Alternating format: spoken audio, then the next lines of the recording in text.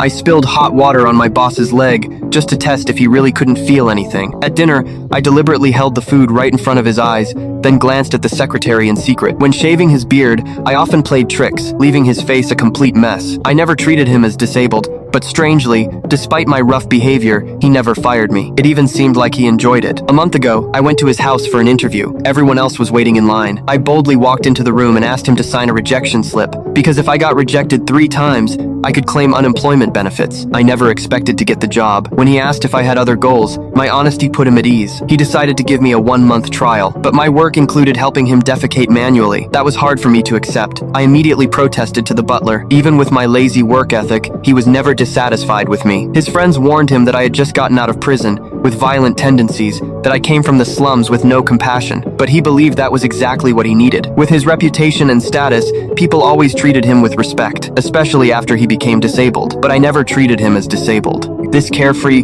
playful friendship was something he had never experienced. It went beyond work. It felt like we were old friends. He even bought me a suit, but the good times didn't last. My brother came to me injured. He had gotten into trouble with a gang. Working in that house was my escape, but I knew eventually I had to face my family responsibilities. I stepped outside to call my sister and told her not to let our mother know, but he overheard it. He realized that even though we had fun together, I still had my own family and life. If I chose to keep working there, I would have to give up my family. The next day, I packed my bags. The secretary I'd been pursuing came to say goodbye. Everyone showed reluctance, but I didn't show up that day. He stayed in his room, watching me leave. He hired a new caretaker, but the new one was very strict. Always dressed in a white coat, every move like a rule from a book, cold and relentless, constantly reminding him he was disabled. He started falling into depression, refusing to let anyone near, not even washing his beard. His condition got worse. The butler couldn't take it anymore and decided to let me come over and talk to him. In the dark, I stood once again outside his window.